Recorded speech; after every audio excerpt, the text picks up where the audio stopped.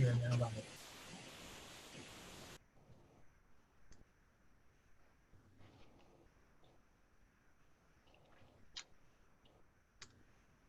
right, it's 5:30. You guys ready to get started? Vic, Brian, thumbs up. Let's go. All righty. Hello, everybody, and welcome to the City of Westland's public meeting on the Michigan Department of Natural Resources Trust Fund grant application for Tattan Park. Thank you again for those who are attendees in this meeting tonight. My name is Kyle Mulligan. I am the Westland Parks and Recreation Director. My team today with myself is our Facilities Director, Vic Barra, and a mid-state sales rep, Brian Capola. We're going to go over a few things tonight here. Let me show you guys the agenda of where we're looking at. The agenda is going to kind of go, we'll dive into the history of the Michigan Department of Natural Resources and the Trust Fund grant. What exactly Westland has to do to be eligible to qualify for that grant and apply for it. And then we'll also go over that grant timeline to show you when this project would be completed. And then after that, lastly, before we open it up to public questions, we will show you the project description and the amenities that we hope to bring to Tattan Park. So with that, we'll just get started. The Michigan Natural Resources Trust Fund was originally established in 1976 with the idea to create a fund to have access to communities to acquire land and improve outdoor recreation. The industry in the late 70s who supported oil and gas and the opposition group that opposed the oil and gas needed to work together with the legislator. And this compromise became known as the Michigan Natural Resources Trust Fund. The concept of the trust fund is to take proceeds from non-renewable resources like oil and gas that are owned by the people of the state of Michigan and take those proceeds and put them into a fund that can only be used to buy additional non-renewable resources such as land and development projects for recreation. Since 1976, the trust fund has awarded over $1.1 billion, helping all 83 counties in the state of Michigan to acquire land, improve public outdoor recreation, and strengthen the economy of local communities. And approximately $15 to $20 million are made available each year for those grants. In order for Westland to apply for the trust fund grant, the city needs to have an updated Parks and Recreation 5-year master plan. We have done that with McKenna and got that updated as of 2019. So we, with the sole reason as to we wanted to apply for these trust fund grants. The other component is a minimum of a 25% match commitment. And we had the, graciously, the Downtown Development Authority has approved this 25% match commitment. If we are awarded this grant, they will cover that 25%. And then a little bit about the grant timeline. We applied for the trust fund grant. The deadline was April 1st. Preliminary scores were given, hoped to be given by the end of September. Things might be a little bit delayed with everything going on with the COVID-19 situation, but they are in the review process between September and October. And then at that point, they will make their recommendations to the trust fund board. And then in December, the trust fund board, which is a five-member board, will make recommendations and then send that off to the legislator. And then after the project agreement is executed, the project can begin mid to late 2021. That's based off of the April 1st, 2020 deadline. So it is about 1.5 years waiting to see if we get this grant. But these are the things that we want to do, and these are the things we want to bring to Tattan Park. So moving on here, the Tattan Park project in itself, what the city applied for through the trust fund grant was to create an all-inclusive playground at Tattan Park. If you look at the pictures on the right of your screen there, you'll see kind of where it was, where we're planning to lay everything out. The specific objective to provide a universally accessible, all-inclusive destination play area for all people, regardless of their abilities.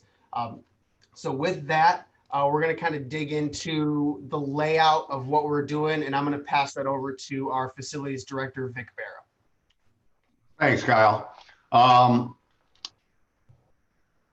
One of the things that was important was to reach out to others who had been there and done that. And Brian was a great resource to Orion Township and the township supervisor there, who we met with late last year. And he highly recommended Brian and his expertise with regard to all-inclusive play areas. So naturally, we reached out to Brian, and he's with us tonight to help share any of the details with regard to the ADA elements of each activity that we've included in this park. We've added quite a bit. We didn't leave a dollar on the table with the Michigan Department of Natural Resources in our planning of this project.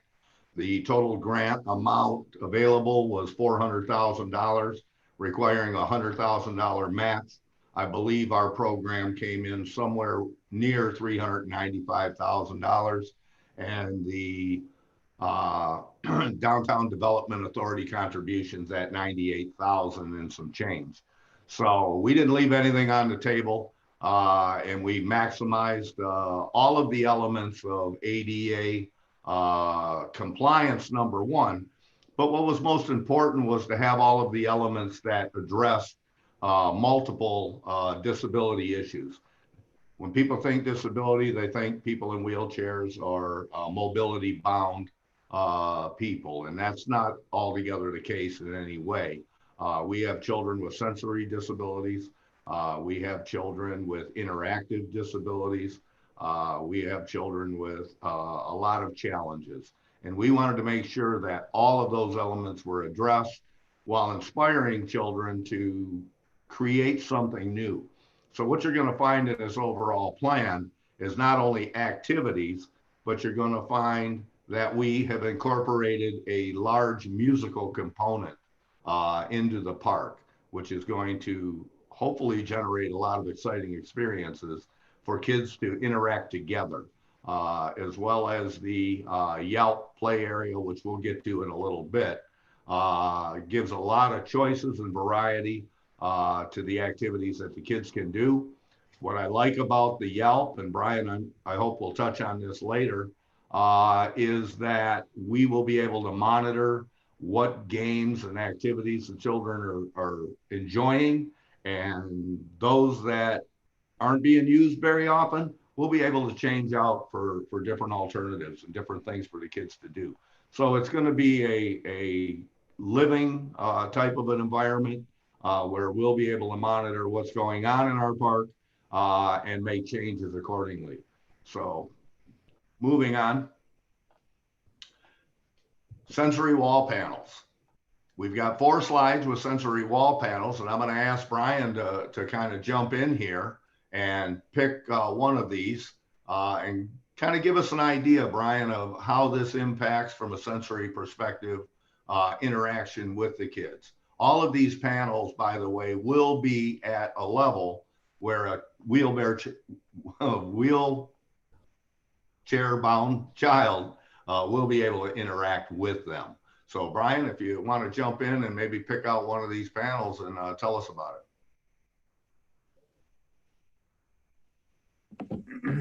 Unmute myself here. So here we see these panels are, all 3 of them are similar in the fact that they are what we call accessible panels.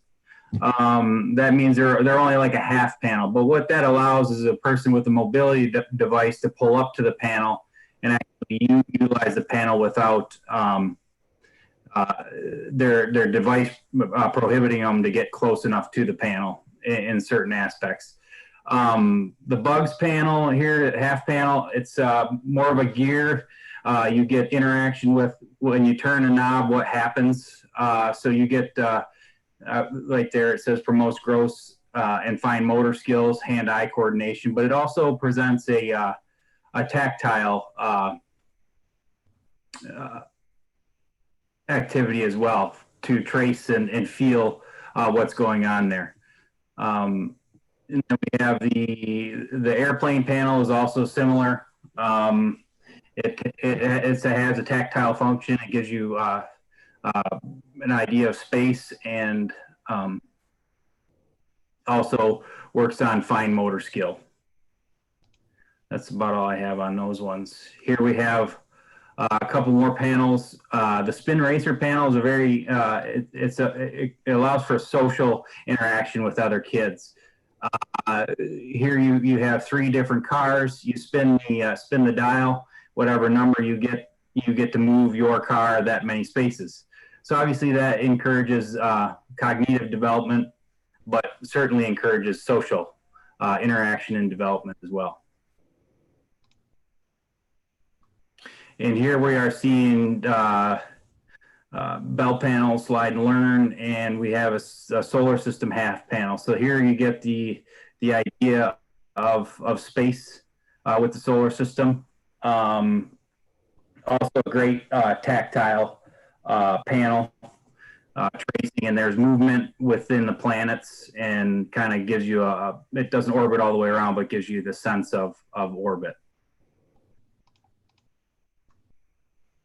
And here we got one of my favorites, and we've probably all had that game. A lot of us have seen the game anyway, the Catacombs panel, where it's a great learning about gravity, rolling the ball through the maze, and what it takes to maneuver, manipulate the panel in order to get that to happen. Thanks, Brian. One of the things that I really like about that is not only is it a space where a kid can play by themselves and be kind of left alone, but it encourages interaction with other children to do things together. And of course, children with disabilities need those interactions as much important as they need the education and the things that they gain from that. So moving forward, the Aero Glider. Now this is quite a contraption, Brian, and I have yet to see one. If you know where there's one in Michigan that I can take a ride out and look at, I really want to see this one in person. This just looks like a lot of fun. But what I really love about it is there's ample space for wheelchair-bound children to get in there and participate. Lots of room for lots of kids. What are the sensations that this particular glider bring to the kids? Okay, so the Aeroglider is it's a unique piece. Basically, the main function of this piece of play equipment is a rocking motion back and forth from as we're looking at the picture of rock where the 2 girls are on the back, either way on that. But what it does is encourage cooperation and teamwork as far as making the Aeroglider move. It doesn't move on itself by itself, so it encourages cooperative play. The Aeroglider is built to a size where it allows a turning radius for a wheelchair. So it does have a 5-foot turning radius on the platform itself, which then lends itself to actually have 2 wheelchairs side by side on the Aeroglider. So that was my next question. Could 2 kids in wheelchairs be on it at the same time? They certainly can. So, and then you have 2 couches on either end. There is a platform on either side on the back, and then you see where the girls are grasping the rail there. Caregivers a lot of times will stand right there. They can grasp that rail and give the kids a ride while supervising as well. So it's a really unique piece, and obviously you can see how many children are on this currently, as well as caregivers. You have a older sister there holding the baby. And everybody is together on that. And that's one of the key things with inclusion is everybody together here and now. Okay, great. Moving on to the accessible whirl. Now, that one's got a PIP surface around it, right, Brian?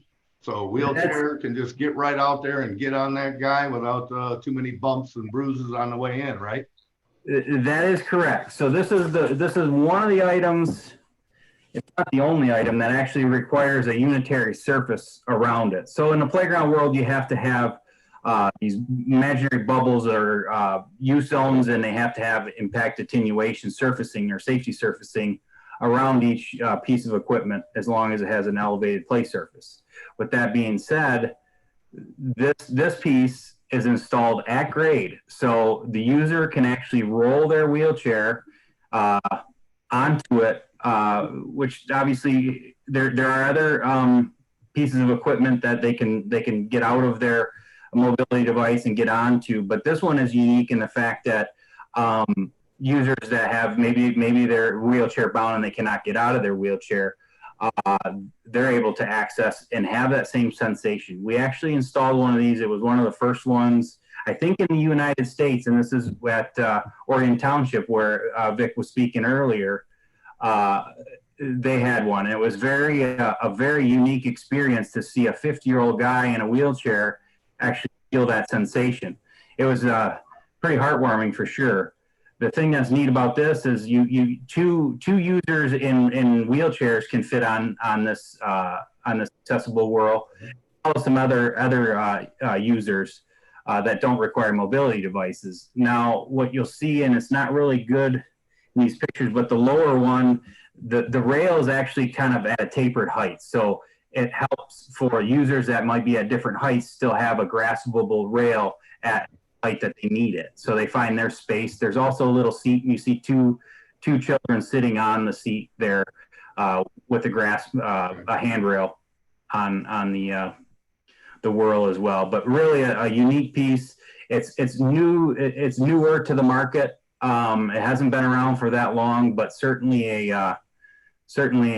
makes a playground a destination playground having that. That's what we're looking for, Brian. Swirl saucer. I think that one and the cone spinner kind of speak for themselves. Spinning and spinning. Looks like a lot of fun. I'm probably going to get caught on those myself at some point in time, but may or might not want me to do that. So let's move on to the cozy cocoon. That one there has some very special value to children with certain impairments. Could you share that with us? Sure. So when we were working through the design, we came up with the idea of the cozy cocoon, the location on the drawings. We actually added two of them, but really the inspiration behind the cozy cocoon has everything to do with children along the ASD spectrum. They need a place to go and decompress sometimes if there's high activity or noise, that kind of thing. So we've located these cozy cocoons on the perimeter of the existing playground here. And they offer a spinning sensation. So those they actually spin around its center axis there. It gives a nice tight place for a cozy place, and that's why they call it the cozy cocoon. But you can fit probably two, maybe three if there are smaller children inside it. So it's a decent size sphere, but it also has a couple portals to be able to see out, as well as supervision too. You'll be able to see who's in there. So it's kind of a playground.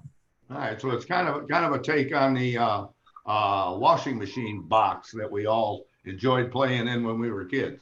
So I didn't realize it was large enough that it could hold 2 or 3 small children. Yes. So that's cool.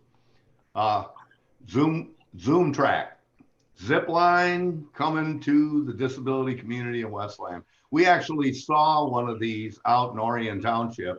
Kyle and I, when we took our trip out there to meet the township supervisor with the mayor, and it grabbed me right away. I knew that this had to be a part of our future planning.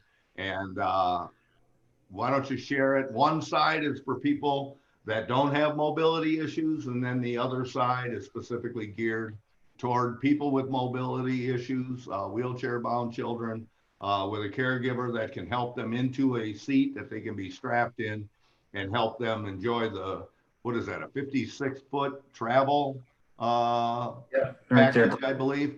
And of course, you have the same port in place surfacing underneath that, so that at any point along the length of the track, you could unload the disability child back into their seat or mobility device, whatever it may be,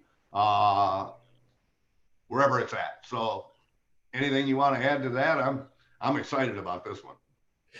It's just it's a unique experience. You know, we have swinging. Swinging's been around for a long time, but this is more of gliding, a gliding feel to it.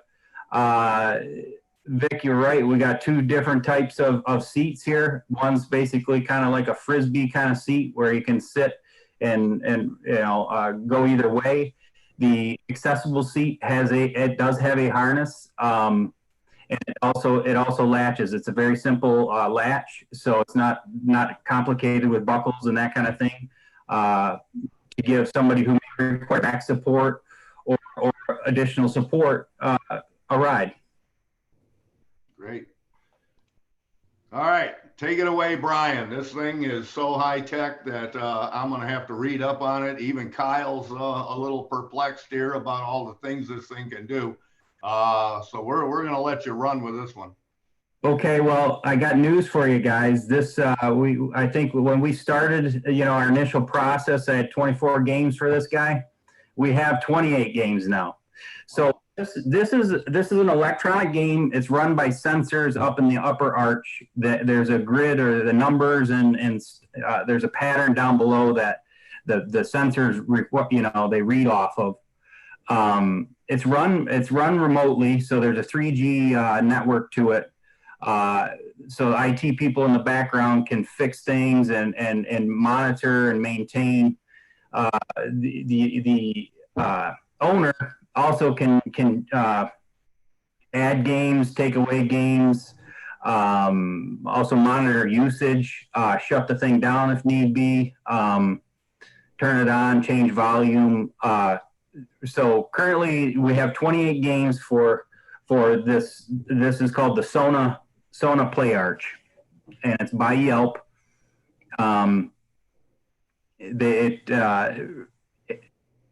The starter package comes with 5 games, so there's 5 games already on it, and at any one time you can 5 games is the maximum you can have. Now you can have obviously more than 5 games, and that's as simple as switching it from a computer remotely to change out games. If you see a game that's not being used, you can swap it out with another game. Now, the coolest thing I think about this for playgrounds is the continued draw you get from people that get bored of their park. It's like, well, this is something that can constantly be changing. There's a new game. What's the new game at the park? We got to go find out. So I think you know, we have this day and age we have a lot of screeners.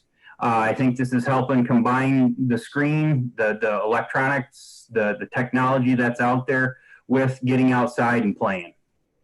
Okay, now before anybody gets the idea that we're going to turn this into McDonald's Park, the color that we've chosen, Kyle and I, is going to be blue.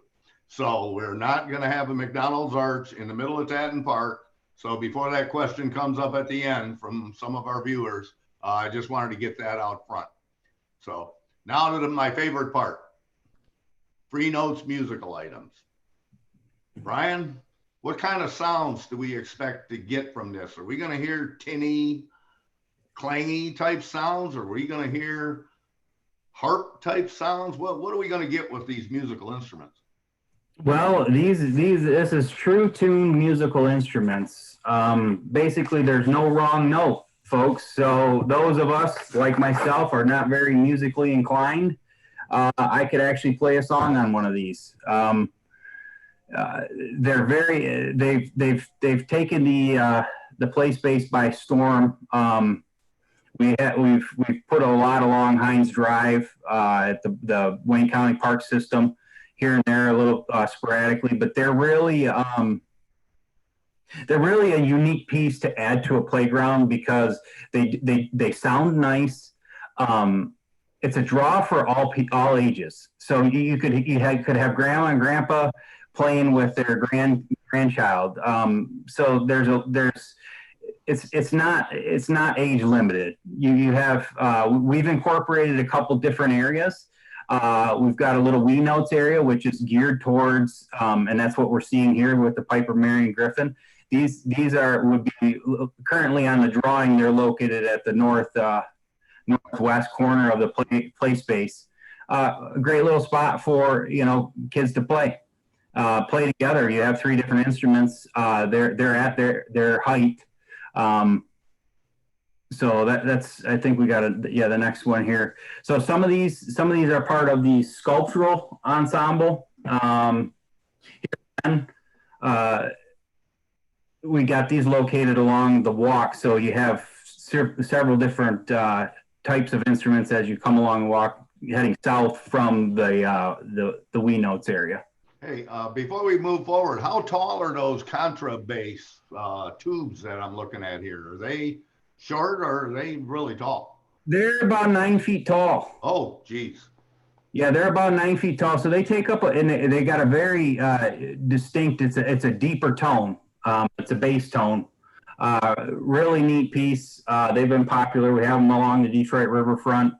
All these items are made to stay, they're built for outdoors. These guys are made in Durango, Colorado. They're used to snow. They're used to our cold environment here in Michigan. They hold up very well. Most of the items are made out of anodized aluminum. So you have same stuff. You have boat bow rails and stuff made out. So they're designed to be outside. But the coolest thing about these is the draw that it brings for folks of all ages. It also gives the caregiver something to do while the kids are playing on the playground. Very, very nice add to a playground. Here you have the harp, the manta ray, and the pagoda bells. All three of those are part of our what we call the sculptural ensemble because they have a sculpture characteristic to them as well. But very neat ad for sure. And we have some installs in the area if folks want to take a look at them. I can give Vic some addresses, I suppose, or just drive. There's quite a few of them along there. And this is our collection that's all going to be together. Now we've spread the other ones around the walkways to kind of spread people out so they're not all on top of each other playing different music. But this area here is a great gathering point for, like you said, grandma and grandpa and a couple of grandkids to start developing some music together in a tight environment. This is going to be close to the center by our open air pavilion on site. And we've got drums on that one. We've got more of the, I call them collide. What are those things? Brian, help me. Xylophone? Xylophone, that's it, a Z word. So lots of different things, a lot of different sounds. Just a great opportunity for people to interact. Now, one thing I will point out is that each musical instrument has two mallets attached to it, with the exception of the contrabasses, right? They have what, two mallets for the entire system that reach all the way across, or how does that work? But each musical instrument has two mallets, and they also come with a handle for people that have difficulty holding on to mallets that wraps around their hands. So we've addressed that as well in our planning so that we have kids that have a difficult time holding on to things, they'll be able to play too. Very good point, Vic. So yeah, so these musical instruments gives us another element for cognitive development as well as emotional. You get satisfaction out of playing, creating something yourself. So that adds another element to a playground that other playgrounds don't have.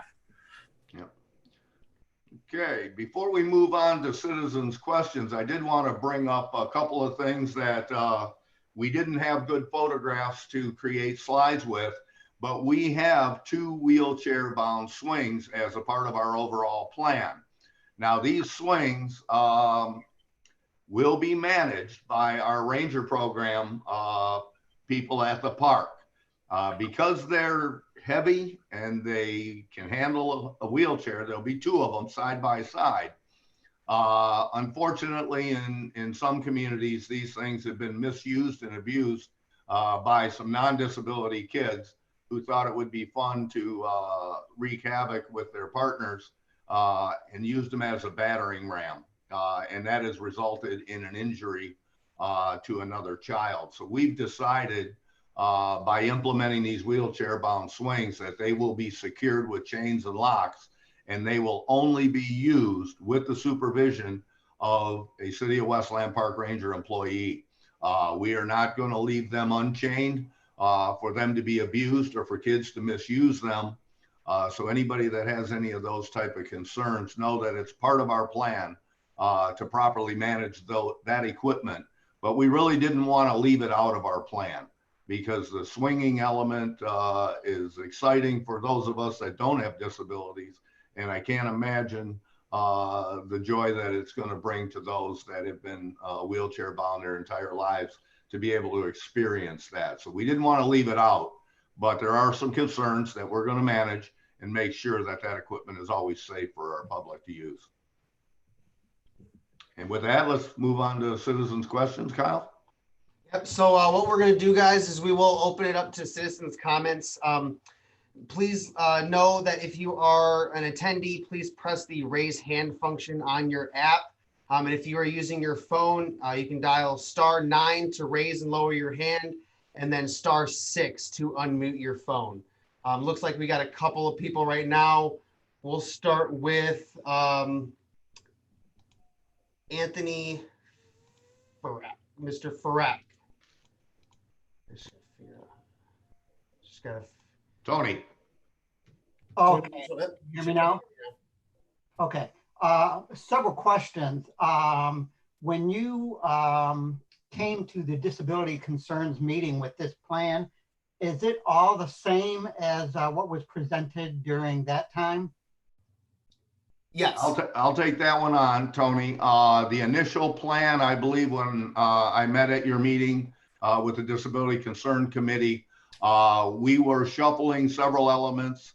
All of the things that were discussed at that meeting are included, but I do believe that plan expanded as Brian brought to the table some savings within that $400,000 and the $200,000 range. As you recall, we discussed two different grant levels, and Brian found some grant money within the equipment arena that he was able to apply some discounts. So that offered us the opportunity to actually add additional musical instruments as well as additional sensory panels to the plan.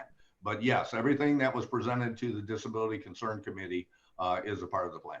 Okay, I have another question regarding that Yelp. Is that the sounds that thing makes?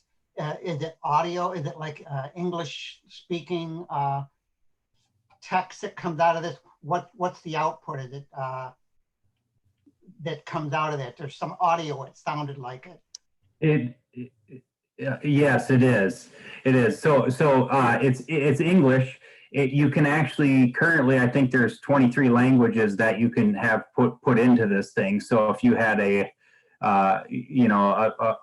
strong Spanish speaking population, you certainly could add 2 languages to it. It is run by a speaker. You can adjust the volume remotely if that becomes an issue. You can and you can set the hours of operation of it as well remotely. So yeah, to answer your question, it's a one button function. So there's only one button. If somebody walks underneath the arch, the sensors understand that there's somebody there, and actually it'll make a sound. It'll whistle to them. It'll say, "Hey there," and it kind of prompts people to say, "Hey, there's something going on here. What is this all about?"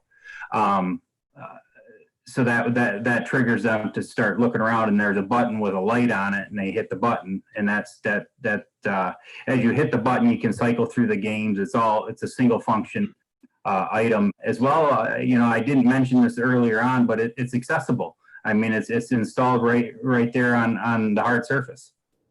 Okay, because the other thing was the if it is going to be speaking something, English is fine for me, but having hearing loss, I'm just kind of concerned. Is there any other visual indication of what is being said? There is not. Currently, there is not. Yeah, Tony, this particular element, unfortunately, not all of the elements we're bringing are going to work for every disability, for every child, but for people with mobility disabilities, they'll be able to interact with this, sensory disabilities. But obviously, a person who has hearing loss, they're probably not going to spend a lot of time with the Yelp system. Okay, the final question I had was regarding the, I'm excited about the zip line too, Vic. I think Yeah. that's cool, but, you know, we're gonna get that, you're gonna get, and I think it happened over there with Orion, that they just didn't even get the park opened yet, and there was damage done. Somebody tore it up. I'm not sure if it was Orion or if it was somewhere else, but there's going to be that level of abuse, and I just certainly hope that we can try to prevent that. Well, one of the benefits, Tony, and yes, we live with that challenge every day in all of our 21 park locations. 99% of our residents are mindful and they realize that this is there for their benefit, and they take pretty good care of it. But there's always going to be that 1% element out there that misbehaves and doesn't respect or value the stuff that we have. That's part of our parks budget, is to maintain this equipment. One of the benefits of this particular location, as you know, it is within eyesight of our Westland Police Department. That's one of the reasons why we chose Central City Parks exclusively, was we have an element of supervision from our park ranger program during the day while they're there. But we also have some close proximity to the police department, and we have ample lighting and residents that live right across the street from the park, which we do hear from, by the way, when bad things are happening over in that park. So it's the best spot for this opportunity. But yeah, I worry too, Tony. We're going to keep after it. And if bad things happen, we're going to fix it and make it better, and hopefully communicate well to our residents that this won't be tolerated. If we catch you, we're gonna prosecute you and get the money out of either your pocket if you're an adult, or your parents' pocket if not. So we're gonna keep our parks nice. Okay, thanks, guys. Thank you, Tony.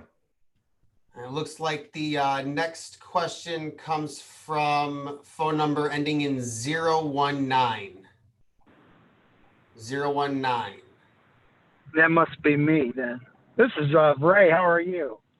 Good, Ray. What can we do for you?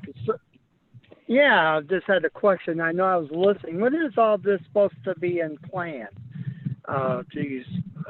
This thing you guys are talking about today, the swings and different.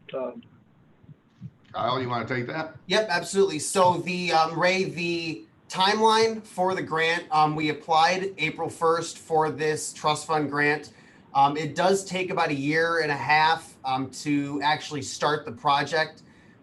The staff at the DNR is going over the applications until the end of October.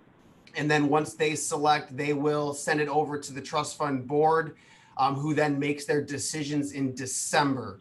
And then once the program agreement is executed and signed by the city, so long as that we're approved, we can then begin installation of these amenities mid to late 2021.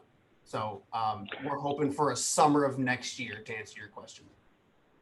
Yeah, I couldn't get on the Zoom thing today if you guys were showing these pictures or whatever. But it sounded, see, I'm on the phone, but it sounds really good. But then this stuff you're talking about with Tony, the English and these different languages. And so they talk? That's what you were saying. The Yelp does talk back, yes. Okay, so what do you do? Press a button or something? Yep. Yep. It is it's a one-button system, very easy to use, and you know, we're looking forward to it. We think that it would be pretty popular, especially with being able to switch out the games. If you know, like Brian was saying, if there's a game we notice that's not being played, we can change it up remotely and get that you know, positivity for other people to, you know, hey, what's the new game out there? You know, let's go to the park and find out. So. Yeah. it can be switched out. Hey, Ray, before you move on, Yeah. if you have any questions, Kyle and myself would be more than happy to come to the Disability Concern Committee meeting, which I know you're the chairman of. So if you Yes, want an I am. update, if you'd like an update from our team, we'll be happy to come and bring the final details of the grant program to you, and perhaps re-explain any items that anybody has any questions. So That would be a lot better. That would be a lot better face to face. Absolutely. I think, let Stephanie we're know. off. Let Stephanie, I'll let Stephanie, yeah, I'll let Stephanie know too. Okay, And I great. think I don't think we're not having our meeting until September, the way things are looking right now is what I was told, so. Okay. Yeah, so, all right, well, as soon as I find out when meetings are starting, I will let her know to inform you guys, so. All right, sir. We're looking I'm forward to it. interested. We'll keep posted. You have a good one. You too, Ray. Thank you, Ray. Bye. All right, are there any other questions from the public? I see Ms. Tejada from the National Kitty Foundation. Ms. Tejada? Hi, yes. Yeah, can you hear me? Yes. You can. Great, thank you. Well, thank you guys all for coming up with some really great ideas to have so many different types of options and variety of play elements. So it seems really, really cool. I just had, a couple of questions, right? I know hopefully by the time that this gets installed, there won't be any issues with the pandemic, of course, but I just had like questions about like cleaning. Are these types of surfaces, like what type of sanitation or cleaning service would need to be done? Because a lot of these elements are more tactile than common playground equipment. Mm-hmm. Well, I'll take this one on, Teresa. Right now, I manage 21 parks in the city, and it's virtually impossible to police all of the activity in all of the parks. We encourage our residents through, and in the future with posted signs, to bring wipes and sanitizing articles with them if they're concerned about their children, whether it be the COVID-19 issue or any other cleanliness issues. We all have our different levels of comfort with that. But being a public park, we're going to obviously pick up trash. If we see something that's soiled, we're going to clean it up. But in terms of having a regular daily regimen to go through and hand sanitize all of this equipment, it's nearly impossible. And that's not something that we're going to be able to commit to. For sure, that's completely understandable. And then I didn't know if you had mentioned this, the size that a lot of the elements are pretty big in size. It can accommodate a couple of children. I was wondering if there are also like weight limits to some of these gliding elements, and if so, like would those be posted, or how would that work? Brian? Okay, so what we're talking about here is commercial playground equipment. A lot of these things, for instance, the swings, stuff like that's been rated for a 600-pound user on one swing. So our Zoom tracks there with the accessible seat certainly can withstand a decent amount of weight. We don't typically post weight limits on things because it's designed to a point where you wouldn't probably fit that many on the item. The other thing too, I think we get into a spot there that it makes people uncomfortable as well. 100%. Yeah, so that's great. I mean, I think you brought up a good point. Like, I didn't know how 600 pounds would probably be accommodating for equipment and people as well. So yeah, I think that's great. Yeah. And then oh, good. I'm sorry. Go ahead. Yeah, it's commercial grade equipment. It's designed to be put in a public space. Wonderful. And then my last question was that there seems to be lots of different elements, lots of, interactive elements that make sounds too. And I know I was just kind of curious on how that would, how, the spacing of all the different elements and how, because, with sensory too, a lot of people have some difficulties with the different types of sounds too. So if there are kids that are playing with the sensory equipments that make a lot of music and beeps and all that kind of stuff, is that going to be kind of like, how is that near those cozy cocoon spaces, or how is there how is this all spaced out essentially? Well, I believe, let me take that one, Brian. The cozy cocoon spacing, it's kind of hard to get back to the slide, but on the farthest points in our overall plan is where the cozy cocoon and the quiet space elements are located. The cozy cocoon closest to the spray park is actually around sensory panels on that end. So the music is a good, I want to say 30 feet or more away from the nearest musical instrument. And then we have at the top of the screen a cozy cocoon that is very far away from all of the musical instruments. So we put some thought into that and made sure that we provided some distance for those children to get away from the sounds if they needed to. But we also only had so much real estate to work with to get all this fun stuff in here. So we hope we did well, and we hope that all the kids can enjoy it and we don't have any issues with regard to that. Great. Yep, that looks great. Thank you so much. And I think that there's a lot of cool opportunities too for like intergenerational play, seniors who might have, wheelchair or canes or other types of mobility devices that can, go on the Aero Glider with their grandchildren. So I think it looks really cool. So great job. Thank you. So I'll add to the sound of the free notes. They've done some studies on the free notes as far as the sound at the source and distance from the source, what we're dealing with decibel. So you could be 90 decibels for the majority of these instruments, 80 something for some of them at the source, and then 164 feet away, you're less than half of that. So the sound doesn't carry as far as one might think. It also is it's dying out quickly. So I can see where that concern would be, that we're loading this thing up with just too much sound. But we also we were cognizant of that there's houses just to the east of that. So the other thing I want to mention, it's almost like, one thing to liken it to would be like wind chimes in a way, where it's nice sound versus a jet engine, if you will. Sure. Yep. Great. Thank you. Are there any other questions from the public? Any other questions? Okay.